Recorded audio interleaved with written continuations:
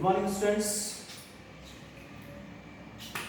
Student देखिएगा chapter number 4 और continue करना है। इसके अंदर मेटल एंड नॉन मेटल्स के अंदर chemical properties of metals and non metals अपना टॉपिक जो है इसके अंदर आज का chemical properties of metal and non metal. देखिए इससे प्रीवियस क्लास के अंदर हमने बताया था इसके अंदर कि केमिकल प्रॉपर्टी के अंदर reaction of metal and non metal with oxygen. तो अगर मेटल और नॉन मेटल जो है वो रिएक्शन करते हैं ऑक्सीजन के साथ में, तब हमने बताया ऑक्साइड बनाते हैं। जैसे मेटल का ऑक्साइड बनता है या फिर नॉन मेटल का भी ऑक्साइड बनता है। और हमने ये भी डिस्कस किया वहां पे कि अगर मेटल का ऑक्साइड है तो वो बेसिक नेचर का होगा और नॉन मेटल का ऑक्साइड है तो एसिडिक नेचर का होगा। नेक्स्ट है रिएक्शन विद वाटर के साथ में बात करते हैं।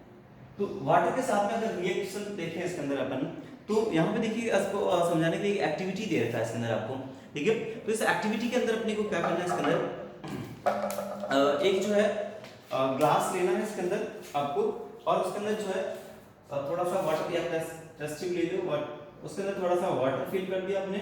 और अब आपको जो है एक सोडियम जो होता है, मेटल जो होता है बहुत ज्यादा रिएक्टिव होता है, तो सोडियम जो मेटल होता है उसका कुछ पीस जो है वो आपको निकालना है, कट करना है। सोडियम इजीली कट हो जाता है और उसको फिल्टर पेपर से क्लीन करना है, क्योंकि आपको उसको कैरोसिन में रखना होता है। वो नॉर्मली जो है आप बाहर नहीं रख सकते एयर के अंदर, वो बहुत ज़्यादा रिएक्टिव होता है।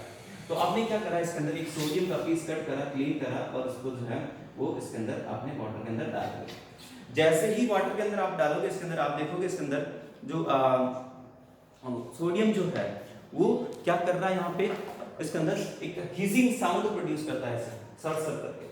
ये अंदर जैसे डालोगे तो इसके अंदर सर करके ये साउंड आएगा इसके अंदर। और आप देखो इसमें कुछ बबल्स जो है इसके अंदर बन जाते हैं इसके अंदर, ठीक है। तो ये एक्चुअली क्या हो रहा है, इसके अंदर सोडियम जो है वो वाटर के साथ में रिएक्ट कर रहा है यहाँ पे, और इसके साथ में रिएक्ट करके जो है वो हाइड्रोजन गैस प्रोड्यूस हो रही है, हाइड्रोजन गैस प्रोड्यूस हो रही है। आप देखोगे इसके अंदर जो है थोड़ी देर के अंदर ही जो इसके अंदर स्पार्किंग देखने को मिलेगी इसके अंदर आपको। तो ये स्पार्किंग क्यों हुआ इसके अंदर, ये कैसे हो रहा है, इसको समझिएगा। देखिए आपने क्या करा, सोडियम को जो है वो वाटर के अंदर डाल दिया, सोडियम को वाटर में डाल दिया इसके अंदर, ठीक है। तो सोडियम जो है आप जैसे ही वाटर के अंदर डालोगे तो वाटर के साथ ये रिएक्ट करेगा, तो एक तो बनाएगा आपका NaOH सोडियम हाइड्रोक्साइड, और इसके साथ में हाइड्रोजन गैस रिलीज करेगा। अब इसको बैलेंस कर देता है इसके अंदर, ठीक है। तो ये तो यहाँ पे देखिएगा इसके अंदर आपका ये जो सोडियम है वो वाटर के साथ में इजीली रिएक्ट करेगा और इसके अंदर जो है हाइड्रोजन गैस प्रोड्यूस करेगा इसके अंदर, ठीक है। तो ये अब ये जो हाइड्रोजन गैस होती है वो बहुत ज्यादा हाईली जो है इनफ्लेमेबल होती है, बहुत जल्दी से फायर को कैच कर सकती है। तो यहाँ पे क्या होता है, जब ये रिएक्ट करता है इसके अंदर तो हीट प्रोड्यूस होती है। तो ये जो हाइड्रोजन गैस है वो हीट की वजह से, हाइड्रोजन गैस हीट की वजह से ये फायर को कैच करती है। तो आप देखोगे इसके अंदर जो आपको स्पार्किंग या फायर नजर आएगी वो इस हाइड्रोजन गैस के बर्निंग होने की वजह से होता है। तो एक्चुअली यहाँ पे जो हीट प्रोड्यूस होती है इस रिएक्शन में, उस हीट क्या करती है, हाइड्रोजन को बर्न करना शुरू कर देती है, ठीक है। तो ये रीजन है आपका। लेकिन अब देखिए इस एक्टिविटी के अंदर आपको क्या समझा है, ये है आपका मेटल, ये तो है आपका मेटल और ये वाटर हो गया। तो मेटल जब वाटर के साथ में रिएक्ट करेगा तो मेटल का हाइड्रोक्साइड बना, तो ये जो आपका बन रहा है इसके अंदर ये है सोडियम हाइड्रोक्साइड, सोडियम हाइड्रोक्साइड। तो इसका मतलब ये हो गया मेटल का हाइड्रोक्साइड, मेटल हाइड्रोक्साइड बन गया इसके अंदर। और इसके साथ में ही जो है आपका ये जो बन रही है वो है हाइड्रोजन गैस बन गई, हाइड्रोजन गैस बन जाती है। अब देखिए यहाँ पे मैंने बोला मेटल जो है वाटर के साथ रिएक्ट करके मेटल हाइड्रोक्साइड, लेकिन जरूरी नहीं है कि सारे मेटल रिएक्ट करें वाटर के साथ। आपका गोल्ड है उसके अंदर पानी में डाल दो, कितने एक साल रख दो, कुछ भी रिएक्ट नहीं करेगा, वो सिल्वर रिएक्ट नहीं करेगा।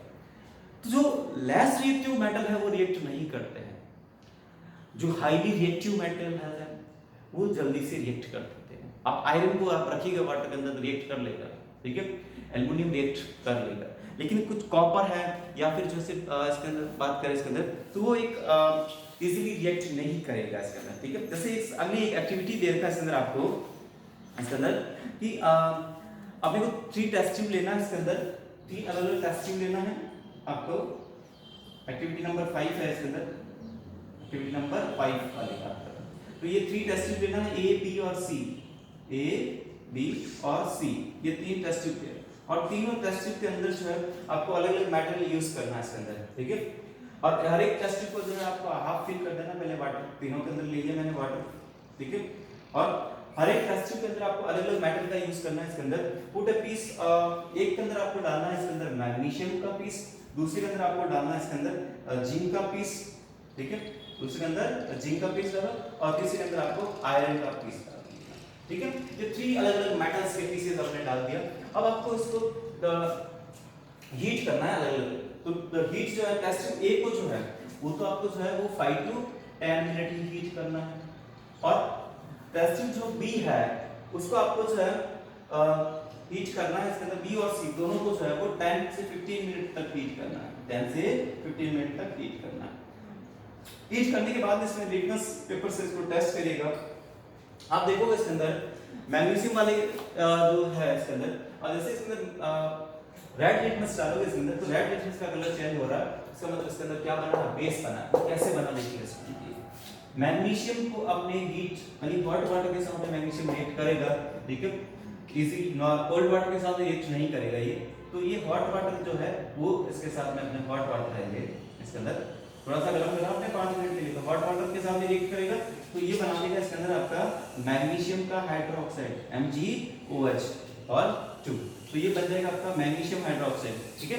तो और इसके साथ में जो है वो आपका हाइड्रोजन गैस रिलीज हो जाएगा इसके अंदर, ठीक है। ये तो ये जो मैग्नीशियम हाइड्रोक्साइड है, ये मैग्नीशियम हाइड्रोक्साइड ही जो है वो बेस है, मैग्नीशियम हाइड्रोक्साइड। तो ये हाइड्रोक्साइड जो है वो रेड लिटमस के साथ में अपना कलर चेंज करेगा, तो इस तरह से ये बेस हुआ, ठीक है। तो मेटल के जो हाइड्रोक्साइड है वो बेस होते हैं इसके अंदर। अब नेक्स्ट अगर बात करें इसके अंदर ये बी और सी जो है इसके अंदर हमने जिंक लिया, इसके अंदर आयरन लिया। अब जिंक और आयरन नॉर्मल वाटर के साथ में या हॉट वाटर के साथ में रिएक्ट नहीं करेगा, उसको बहुत ज्यादा अब बॉइल्ड वाटर के साथ में अगर रिएक्ट करवाएंगे इसके अंदर तो ये रिएक्ट करेगा इसके अंदर, ठीक है। तो ये जिंक जो है वो भी वाटर के साथ में रिएक्ट करेगा, लेकिन नॉर्मल या फिर हॉट वाटर के साथ में नहीं करेगा इसके अंदर रिएक्ट, ठीक है। ये चीज है। तो यहाँ पे अपने को क्या समझ में आ रहा है कि मेटल जो होता है वो जितना ज्यादा रिएक्टिव होगा वो उतना इजीली रिएक्ट करेगा वाटर के साथ में, जितना लेस रिएक्टिव होगा उतना मुश्किल से रिएक्ट करेगा वाटर के साथ में। तो इस एक्टिविटी से क्या कंक्लूजन निकला, sodium is the more reactive than the magnesium, iron and zinc. तो सबसे ज्यादा रिएक्टिव होता है वो सोडियम होता है। आपको बिना गर्म किए ठंडे पानी में रिएक्ट कर लेगा ये, तो सोडियम हाईली रिएक्टिव होता है, इसीलिए तो ये एयर के साथ में भी रिएक्ट कर लेता है। सो सोडियम को आप जो है ओपन में नहीं रख सकते, इसको रखने के लिए आपको केरोसिन के अंदर रखना पड़ेगा, ठीक है। तो हाईली रिएक्टिव हो गया यहाँ पे जो है इसके अंदर आपका सोडियम, ठीक है। उसके बाद में आ जाता है इसके अंदर आपका मैग्नीशियम, ठीक है। और आयरन और जिंक जो है वो लिस्ट अगर इनके अंदर जो है चारों से अगर कंपेयर करें तो ये इससे कम रिएक्टिव होते हैं इसके अंदर, ठीक है। और नेक्स्ट है copper, silver and gold are the least reactive metal. Copper, silver और गोल्ड ये सबसे कम रिएक्टिव मेटल है। आप कॉपर या फिर गोल्ड, सिल्वर और कॉपर के भी कुछ मेटल्स या फिर स्टैच्यूज वगैरह बनाते हैं इसके अंदर, तो ये कम रिएक्ट करती है ना। अगर हम ज्यादा रिएक्टिव मेटल का अगर बनाएंगे तो जल्दी से फॉरवर्ड हो जाएंगे, इस पे खत्म हो जाएगी रिएक्ट करके जो है आगे सुनो। अब नेक्स्ट है this property is helpful in the producting some non metal तो very reactive in the air. अब नेक्स्ट देखिए इसके अंदर आपका नॉन मेटल का अगर अपन बात करें इसके अंदर रिएक्शन का वाटर के साथ में, तो नॉन मेटल जो है ये तो अपने क्या कर रहा है यहाँ पे मेटल का रिएक्शन कर रहा है। ये दोनों जो है वो मेटल है, दोनों जो है मेटल है, यहाँ पे अपने सब यूज करें वो मेटल है। लेकिन नॉन मेटल की अगर अपन वाटर के साथ में रिएक्शन कर रहे हैं तो नॉन मेटल वाटर के साथ में रिएक्ट नहीं करते हैं। नॉन मेटल जो है प्लस वाटर का अगर बात करेंगे तो ये नो रिएक्शन, कोई रिएक्शन नहीं शो करेगा। तो इस वजह से जो है नॉन मेटल को जो है वो जैसे फास्फोरस वगैरह है इसको वाटर के अंदर भी अपन स्टोर कर सकते हैं, ठीक है। तो non metal mainly generally react नहीं करते हैं इसके अंदर, ठीक है। तो जैसे सल्फर, कार्बन, फास्फोरस एंड ये सारी जो चीजें होती हैं वो रिएक्ट नहीं करते इसके अंदर। अब नेक्स्ट अगर बात करें इसके अंदर आपको टॉपिक आ जाता है इसके अंदर reaction with acid. Reaction with acid यानी एसिड के साथ में रिएक्शन मेटल और नॉन मेटल के बारे में बात करते हैं, ठीक है। तो मेटल जो है वो एसिड के साथ में रिएक्ट करेंगे, ठीक है। नॉन मेटल में भी कुछ नॉन मेटल जो है वो एसिड के साथ रिएक्ट कर सकते हैं, लेकिन यहाँ पे भी है इसका कंडीशन, कुछ लीस्ट रिएक्टिव मेटल होंगे तो वो इजीली रिएक्ट नहीं करेंगे। तो यहाँ पे अपन ले रहे हैं इसके अंदर रिएक्शन विथ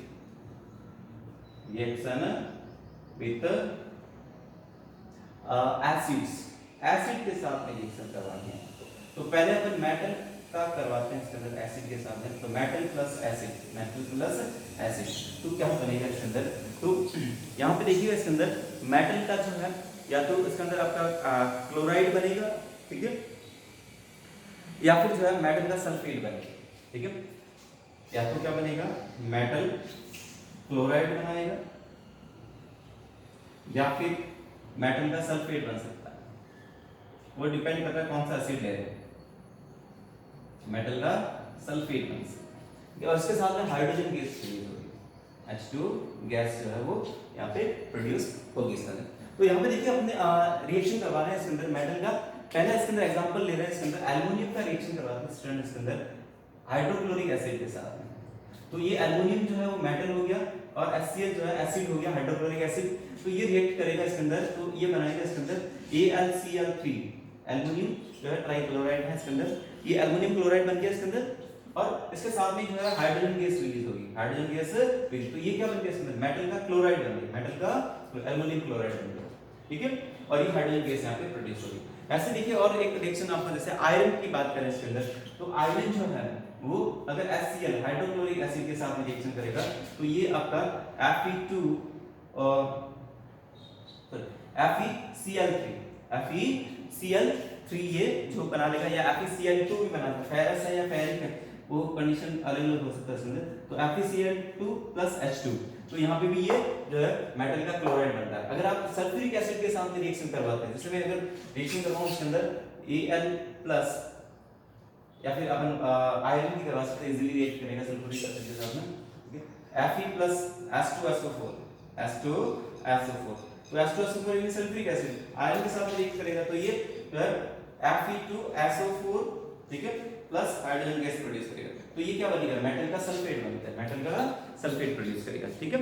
तो ये तो मेटल जो होते हैं वो एसिड के साथ में रिएक्ट करके जो है मेटल का क्लोराइड या मेटल का सल्फेट प्रोड्यूस करता है और इसके अंदर हाइड्रोजन गैस प्रोड्यूस होती है, ये इंपॉर्टेंट चीज है। अगर अपन बात करते हैं नॉन मेटल की, ठीक है, तो मेजॉरिटी ऑफ जो नॉन मेटल है वैसे रिएक्ट नहीं करते हैं एसिड के साथ में, लेकिन कुछ नॉन मेटल है जैसे सल्फर है वो कंसंट्रेटेड नाइट्रिक एसिड के साथ में रिएक्ट करता है। तो अपन बात कर रहे हैं यहाँ पे नॉन मेटल की, ठीक है। तो नॉन मेटल प्लस अगर एसिड की बात कर रहे हैं तो जनरली ये रिएक्ट नहीं करते हैं, ठीक है। नॉन मेटल प्लस एसिड जो है वो जनरली रिएक्ट नहीं करते, लेकिन कुछ मेटल नॉन मेटल जैसे इसके अंदर अपन बात करें सल्फर, वो है नाइट्रिक एसिड के साथ रिएक्ट कर सकता है, HNO3 के साथ में, HNO3 के साथ में रिएक्ट करेंगे इसके अंदर। तो ये आपका सल्फर डाइऑक्साइड और SO2 प्लस NO2 और इसके अंदर भी जो है आपको हाइड्रोजन गैस देखने को मिल जाएगी, sorry hydrogen SO2 NO2 plus water इसके अंदर आपका प्रोड्यूस होगा इसमें, ठीक है। तो यहाँ पे देखिएगा जनरली नॉन मेटल जो है वो एसिड के साथ में रिएक्ट नहीं करते, लेकिन सल्फर जो है वो नाइट्रिक एसिड के साथ में, ये आपका है इसके अंदर नाइट्रिक एसिड, तो नाइट्रिक एसिड के साथ में रिएक्शन करके सल्फर डाइऑक्साइड, नाइट्रस ऑक्साइड और नाइट्रोजन डाइऑक्साइड और वाटर प्रोड्यूस करता है इसके साथ, ठीक है। तो ये रिएक्शन होगी आपका मेटल और नॉन मेटल का एसिड के साथ में, ठीक है। अब इनका इंपॉर्टेंस क्या है इसके अंदर, ठीक है। रस्टिंग क्या होता है, रस्टिंग ऑफ आयरन और इसका प्रिवेंटिंग ऑफ रस्टिंग, ये जो टॉपिक है वो अपन नेक्स्ट क्लास के अंदर डिस्कस करेंगे स्टूडेंट, ठीक है। एक बार अपनी बुक से आप रीड करिएगा। Thank you.